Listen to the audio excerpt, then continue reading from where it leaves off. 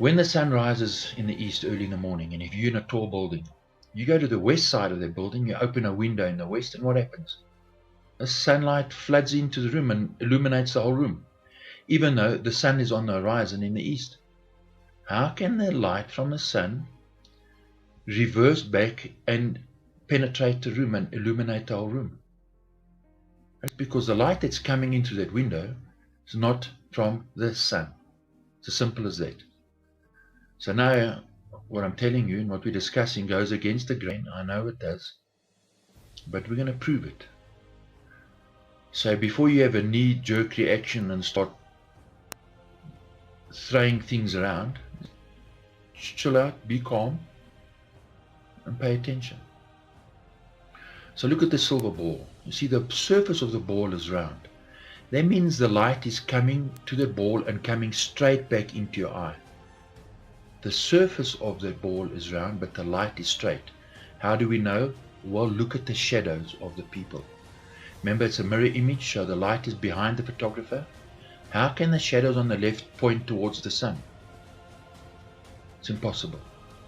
So from this mirror ball image, we understand that light travels in a straight line. It hits the surface of this ball and comes straight into your eye.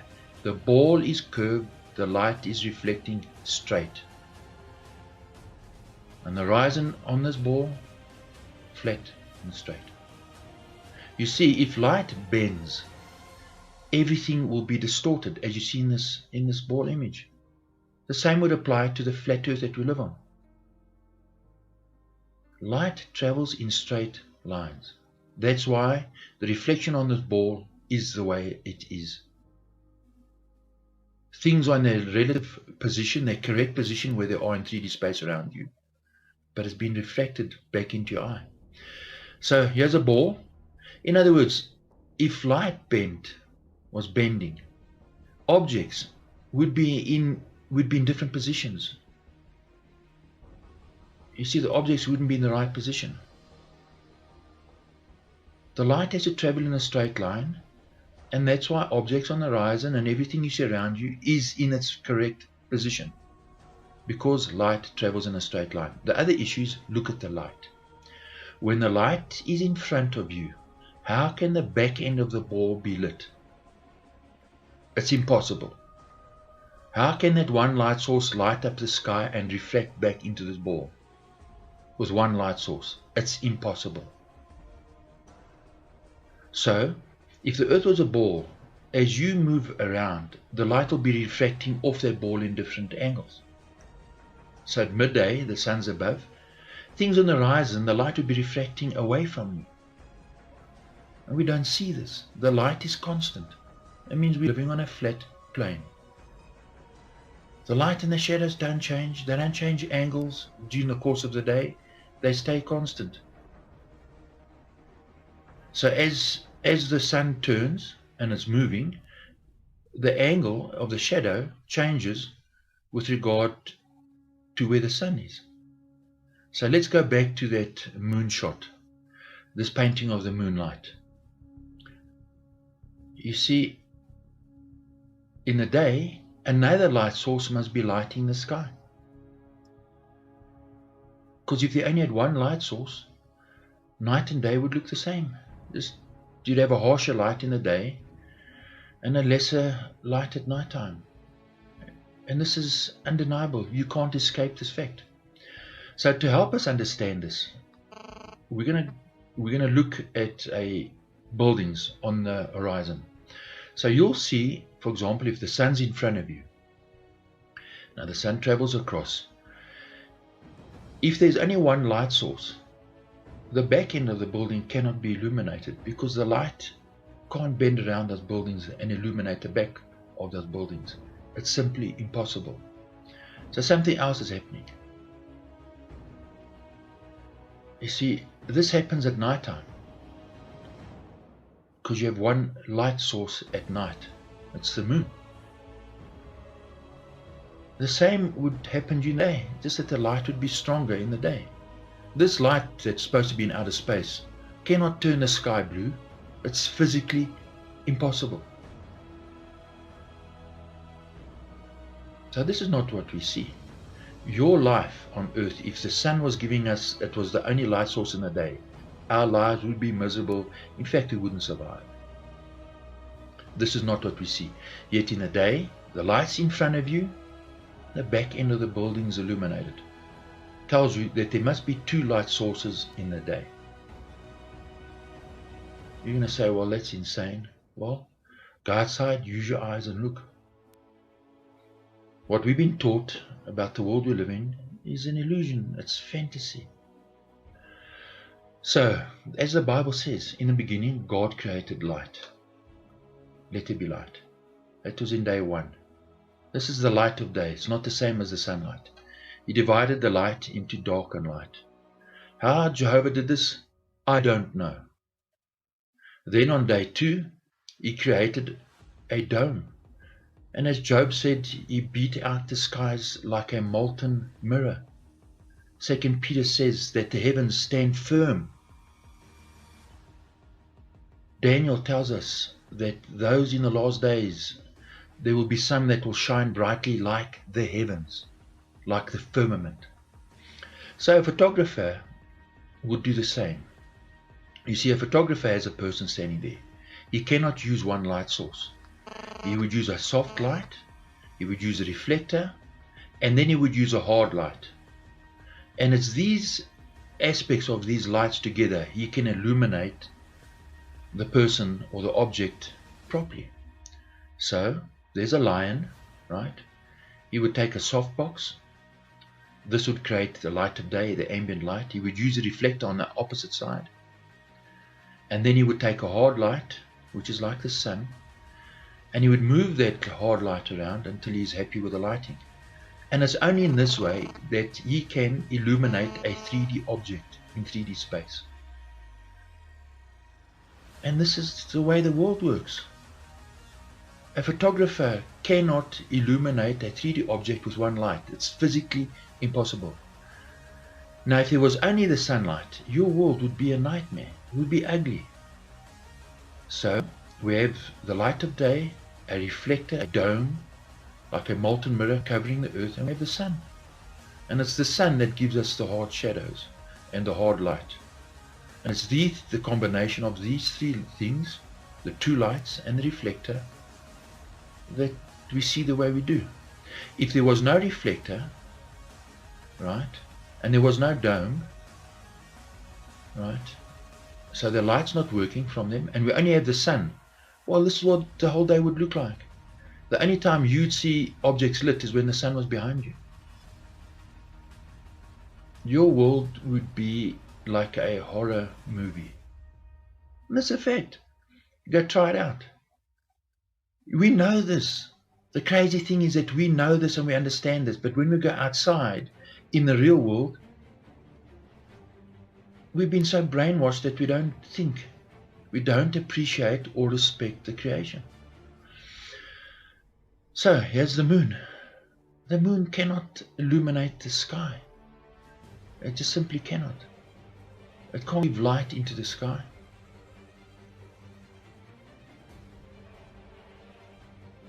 So some people have taken images like this and have said, well, what is that second sun doing there? This is not a lens reflection because it's behind the clouds. And people look at this and say, what's going on here? What on earth am I seeing? Well, you're seeing the sun reflect off the dome. And as Job said, that dome is like a molten mirror, beat out.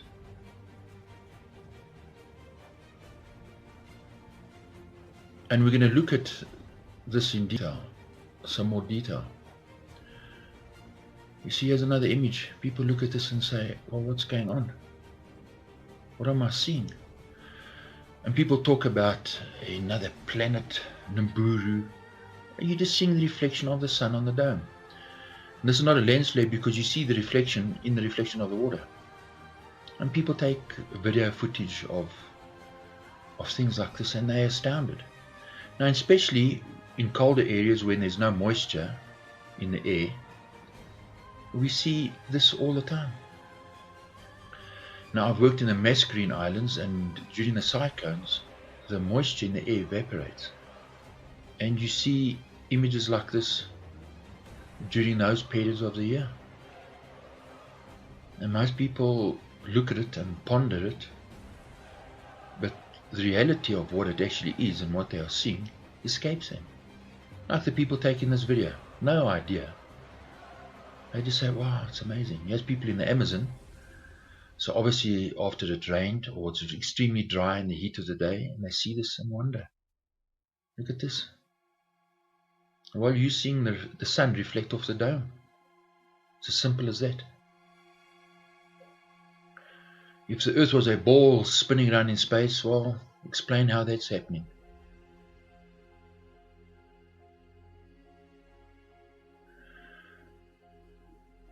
If we just spend some time pondering on the creation, you'll see a different world to the one you were taught to believe in.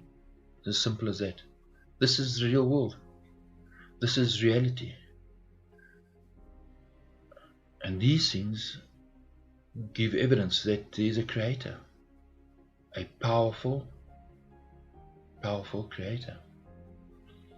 Who has all these things under his power and control. So as the sun sets, watch the light reflect off the dome and it moves with the sun. And there are two of those lights. So if I tell you, well, the earth has a dome and it has two light sources and these sources are orbiting around the earth, you'd say I'm crazy. But the evidence is there. Perspective. And many artists and painters and photographers and cinematographers who work with light, they know this and they give you clues in their movies and they give you clues in their paintings, because if they come and tell you outright you're living on a flat plane under a dome, people will start having convulsions. So here's an image, and we see these images in the day of a city scene and of night. Two different light. A light source of the moon cannot illuminate the back end of the building. The same with the sunlight. You need another light source. And you need a reflector. That's how we see 3D objects in 3D space illuminated. So back onto the flat earth. You see, people take images like this all the time. The boats and the buildings aren't sinking below the horizon. Yet there are unscrupulous people, and they know who they are, who will go and cut up images and paste images together and say, well, there you go. You know, there are buildings sinking below the horizon, and yet another man will go with this and take a photograph like this, where it's not happening. Buildings just simply get smaller in the distance. None of them, the bridges and the buildings aren't falling over the horizon. No, they just get smaller and smaller in the distance. It's perspective. Bridges don't fall over, buildings don't fall over. So you must understand that there is being an all-out effort to convince you the earth's a ball, and it's simply not. So at reflections, no matter how high an object is from you, its reflection is always underneath it. And the light source, look at the light. One light source like this cannot illuminate the blue sky because the light's coming straight in your face. And we see, as you move your position, we see the images and the reflections always above, below. No matter how you move your position, tells you that the ocean is flat. It's the only way that this is possible. You see, if the earth was a ball, these things would all be deformed and would be in different positions. A bird flying in the sky, or a cloud far away, or that light streak in the sky. Its position cannot be underneath it in proportion. So, no artist or master painted things falling over and things sinking below the horizon. They understood light, they understood perspective, they understood reflections. These three things together tell us that the earth is flat. We've just been lied to. The reality is, this is what you see with your eyes, and then NASA comes with a silly ball cartoon. And this is the reality. You see, the real influence for these artists was the Creator. Because the greatest artist and painter of light is the Creator. And the Bible says his name is Jehovah. And he's the greatest artist. He paints in real light, the real thing. We can only imitate what the Creator does. The Creator is a wonderful, marvelous artist. And his creation sings, not just in light, but in sound. It's astounding. It's been an absolute privilege to live and see the work of this Creator. I was born, I didn't deserve to see this and understand it. What an absolute privilege. And so, the common sense tells you, if I see this painting, who painted that? You want to learn about this because you're astounded, saying that's beautiful. When I see this, I ask myself, well, who's painted this? How is it that I can see this and is painting this in my mind with light? And it moves, and it's awesome to look at. We see a gentleness, a loving kindness that is astounding. But unfortunately, we live in a wicked system ruled by despots, psychopaths, who don't want you to see and listen and think. They don't want you to be free. They want you to believe that this stuff just evolved. I mean, look at this. Come on. This evolved? Really? And it's flat. Say what you want to. Your eyes and your mind tells you it's flat. So we need to take time to look and appreciate and meditate and think on these things. And we'll see. No doubt about it. There's a Creator. And the quality of this Creator possesses is truly astounding. So the world we're living in is sinking. This illusion is falling apart. And their silly little sun god Helios, also called Apollo, is not a real god. They're just demons. Satan, the demons. They don't have the power of the Creator. They want to be worshipped by men and honored by men and treated like gods, but they're not gods. So why would we go and honor them and worship them? They don't deserve it. The Creator does, because He created everything. So the only way that demons and Satan can get worship from you is through trickery and deception.